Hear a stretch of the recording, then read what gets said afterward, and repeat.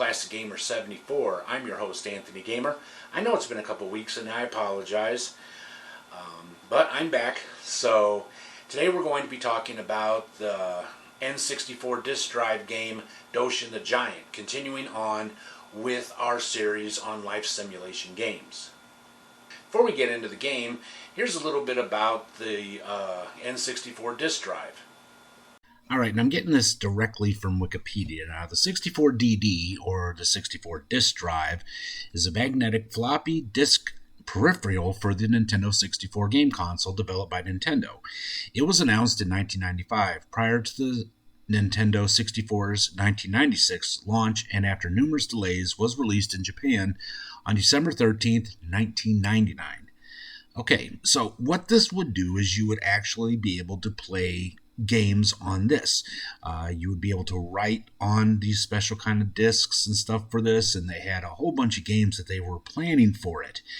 Now, only 10 pieces of software were released until the unit was discontinued in February 2001 with 15,000 subscribers at the time, as it had an online service that you could subscribe to. And, of course, it was considered a commercial failure. Most of the games that were supposed to be released for it were later released for the GameCube or were canceled altogether. Overall, there were just a few games, 10 total. Mario Artist Paint Studio, Doshin the Giant, the RanNet disc, again, which was the internet provider, the Mario Artist Talent Studio, SimCity 64, F-Zero Expansion Kit, Japan Pro Golf Tour 64, the sequel to Doshin the Giant, Mario Artist and a Communication Kit, and Mario Artist Polygon Studio. Now, there was over 60 games were announced. Many of them were either canceled, like I said, or were released later on. This game console, this peripheral, was not released outside of Japan and is quite collectible today, going for exorbitant prices on eBay, upwards of thousands and thousands of dollars. An interesting peripheral, wasn't it? It's a shame that it wasn't released here in America, as there were some pretty cool games for it. But before we get into the game Doshin the Giant, I want to mention that my latest book has just been published, and that is the second in my series of edutainment games, as this covers the microcomputing years, the early microcomputing years, from the 70s up to 1990. So if you get a chance, check the book out. You can get it on Amazon in both ebook and in print format. And during the week of June 1st, you can actually get the ebook for free. So I'll provide a link in the description below, and you can get that game for free. I mean, get the book for free, not the game. Sorry about that.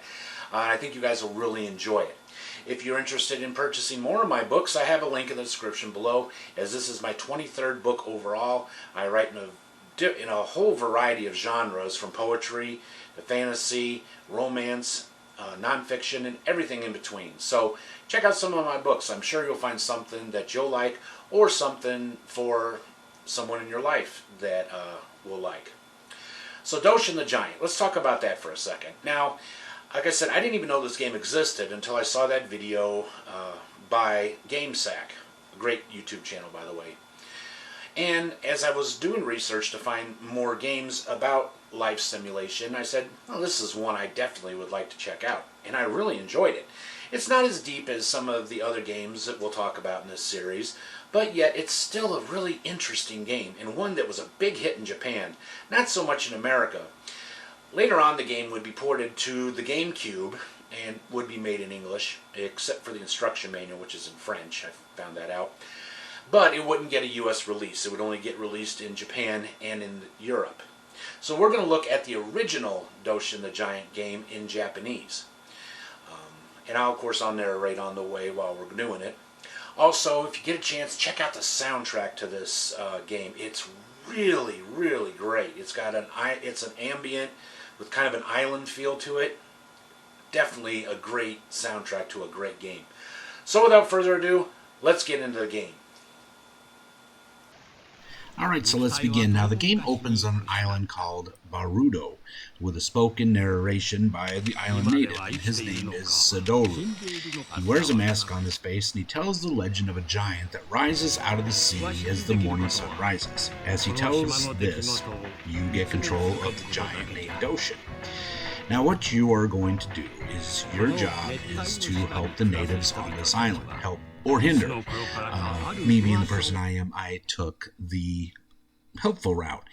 So what you're doing is helping them with their islands, and it is prophesized that this giant will help to bring the 4 native tribes on the island together. Okay? Now, there are some threats that endanger the villagers: tornadoes, volcanoes, fires, being crushed by the Doshin. So your job is to go around and help them in any way that they see fit. One of the ways is by moving trees, raising and lowering land, and as you do good things, the people will love you. Now, as you gain more love, you grow bigger. And at the end of the day, it goes back into the sea, and then it starts again.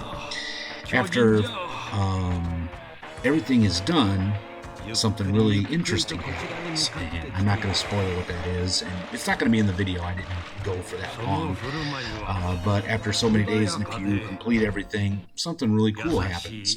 And the GameCube version, an additional storyline goes on after that. But anyway, so enough of my talking. Go ahead and enjoy the game, and I'll see you at the end.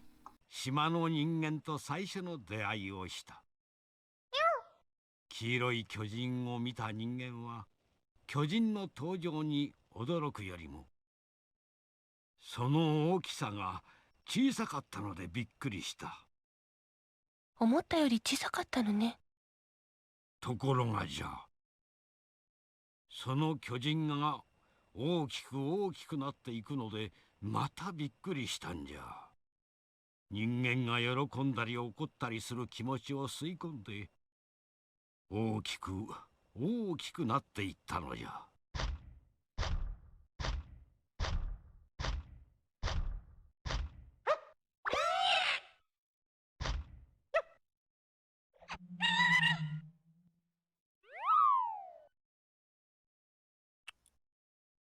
愛が一回りすれば愛で満たされ大きくなる。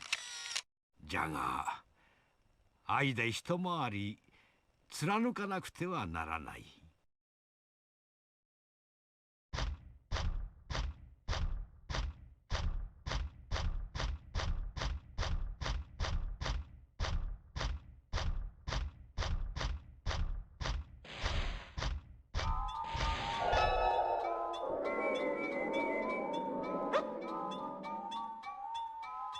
優しい巨人が一変し、怒りの形相を浮かべておる。怒りの巨人は破壊のみじゃ。物は持てない。ちょっと大きくなったね。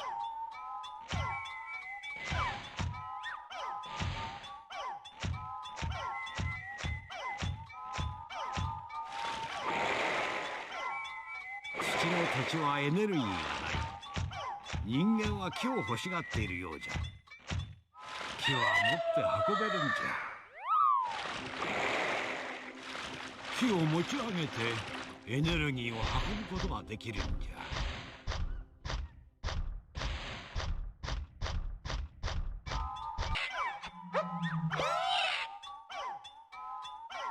木を持ち上げてエネルギーを運ぶことができるんじゃ。土の土地はエネルギーがない。人間は木を欲しがっているようじゃ。木は持って運べるんじゃ。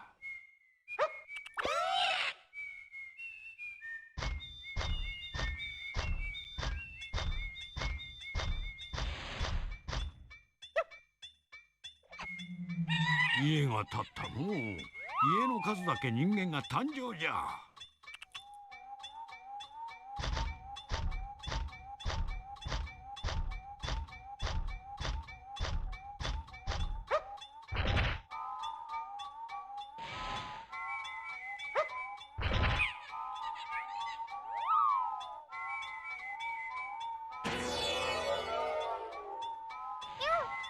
かなか大きくなったね。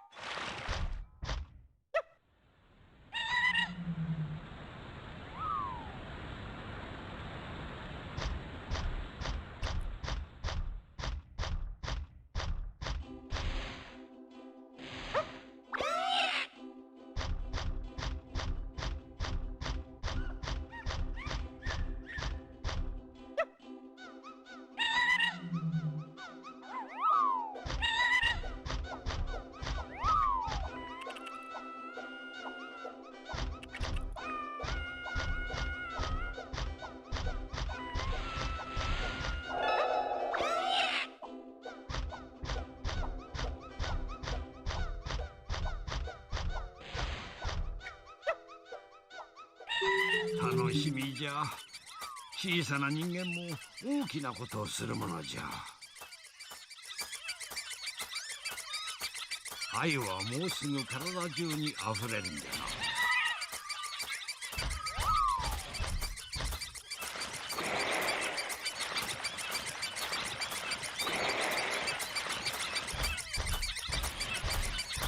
大きな建物を作っている。まだかのう。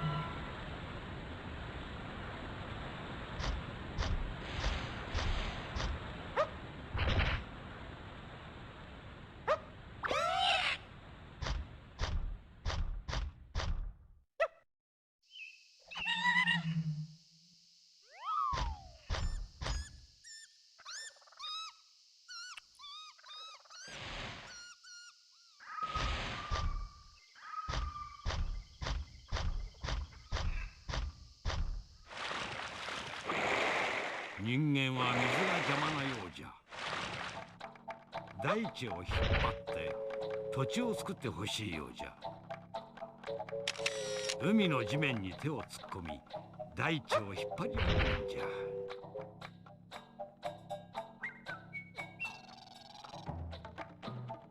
引っ張り張り続ければ海だって山になるんじゃ。地面に手を突っ込んで引っ張るのじゃ山ができる。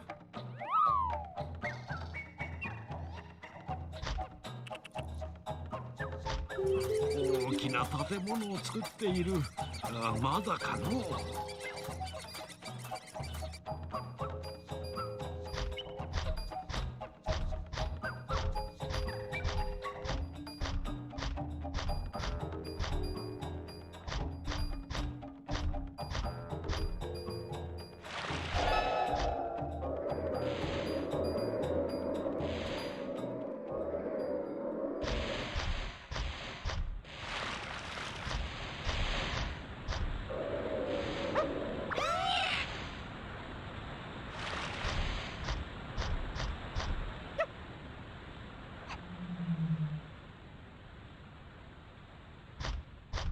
人間は水が邪魔なようじゃ。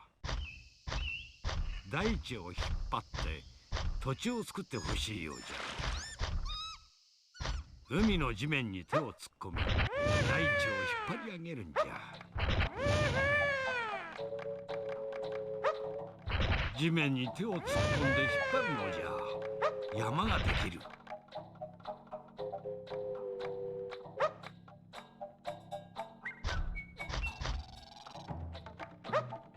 可愛がってもらった人間は巨人を慕うじゃろう。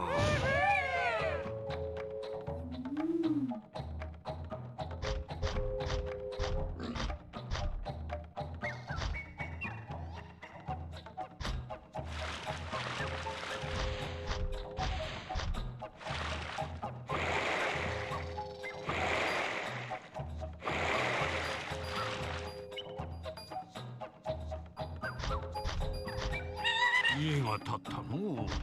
家の数だけ人間が誕生じゃ。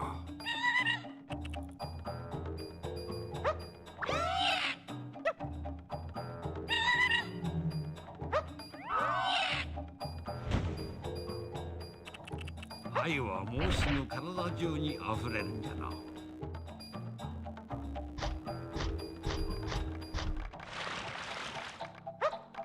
可愛がってもらった人間は巨人を慕うじゃろう。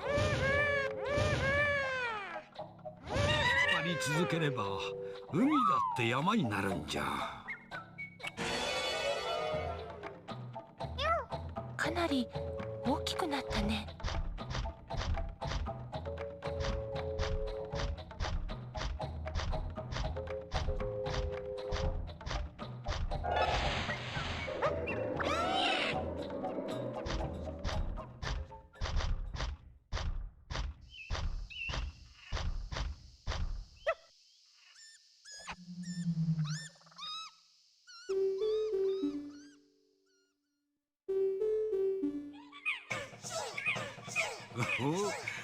大地に喫立せんとする垂直への意志の表れじゃな。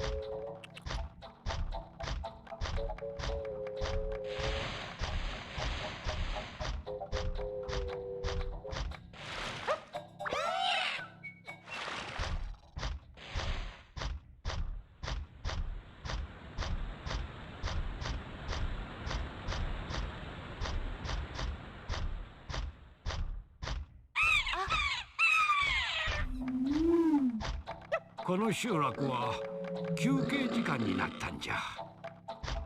昼だ。太陽は真上じゃ。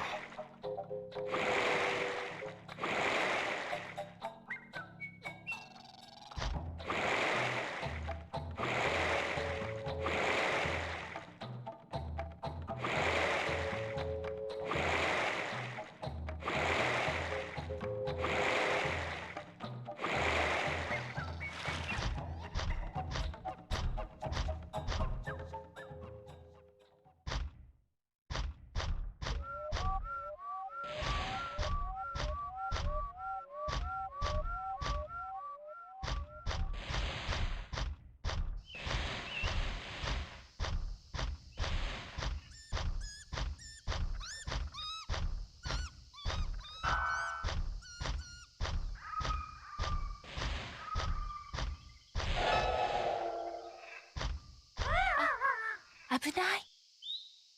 踏ん張れ踏ん張れ。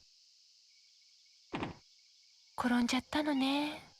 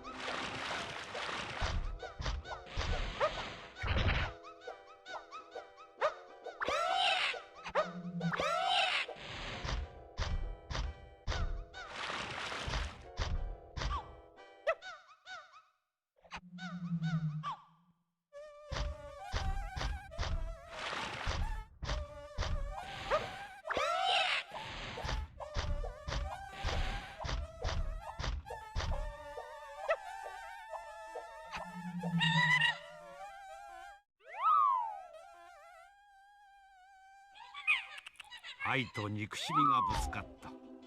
どちらかを選ばねばならない。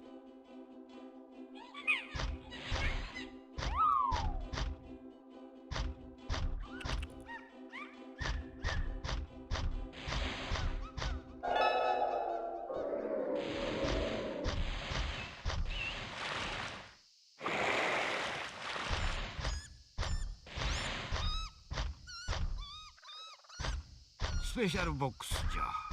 中身はお楽しみじゃ。ボックスが出てくる理由はわしにもわからん。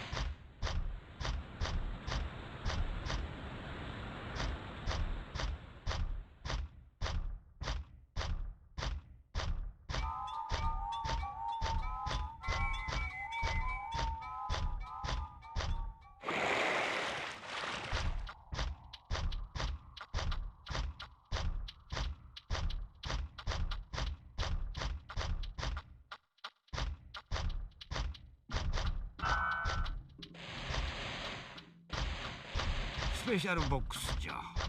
中身はお楽しみじゃ。ボックスが出てくる理由はわしにもわからん。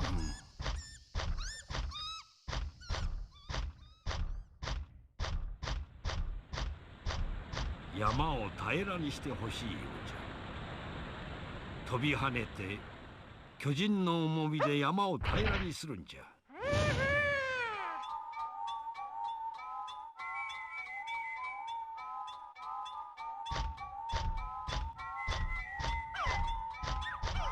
ここは世界の果て。こっから先は虚無の世界じゃ。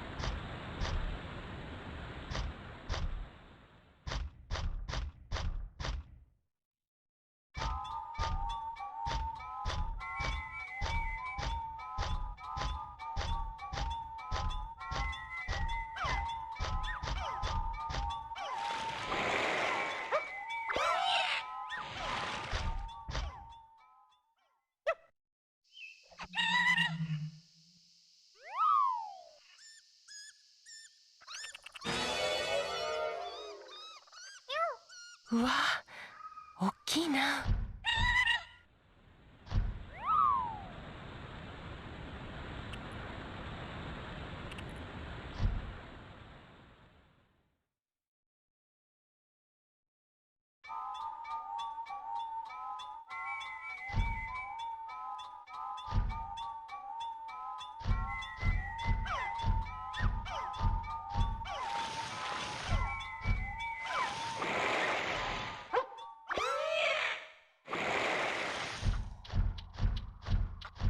山を平らにしてほしいようじゃ。飛び跳ねて巨人の重みで山を平らにするんじゃ。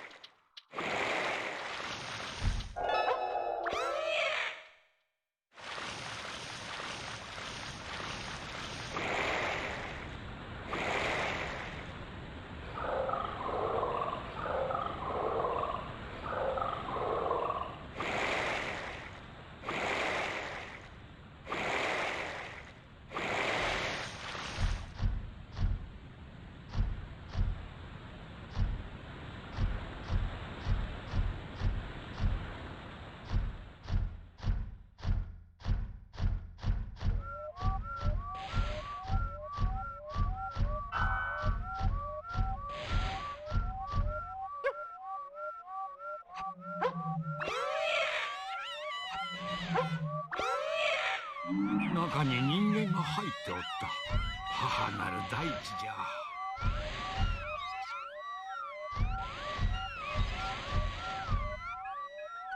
いや、外れじゃったわい。自然のいたずら心じゃ。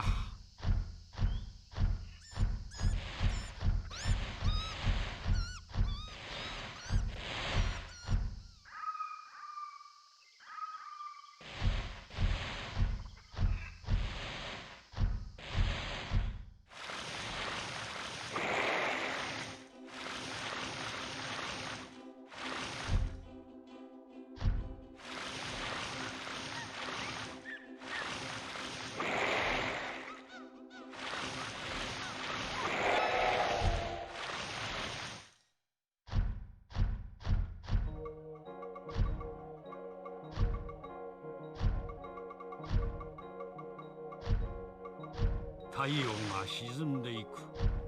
じきにわかることだ。朝、太陽が昇り、巨人は海からやってきた。夕方、太陽が沈む。巨人の足取りは重く重くなるのじゃ。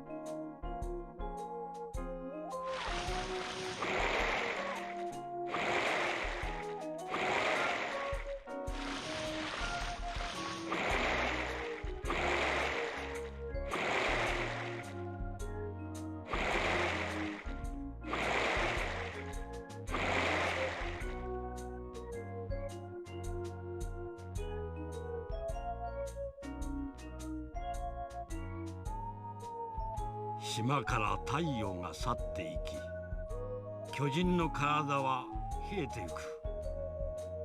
島の一日はこれでおしまい。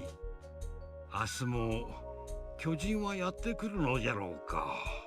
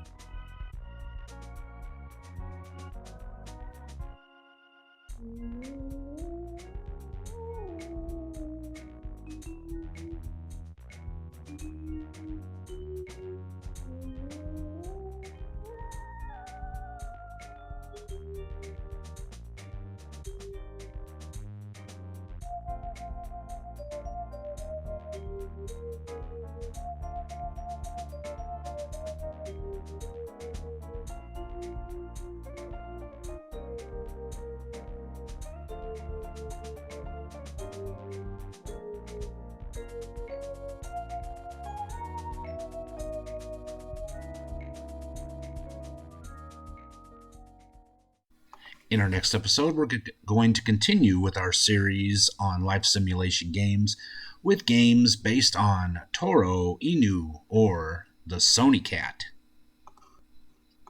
Well, that brings this episode of Classic Gamer 74 to an end. I really hope you all enjoyed it. If you did, let me know by giving me a thumbs up. Subscribe if you haven't already, and don't forget to click that little bell icon down there so you'll be notified when I upload new episodes.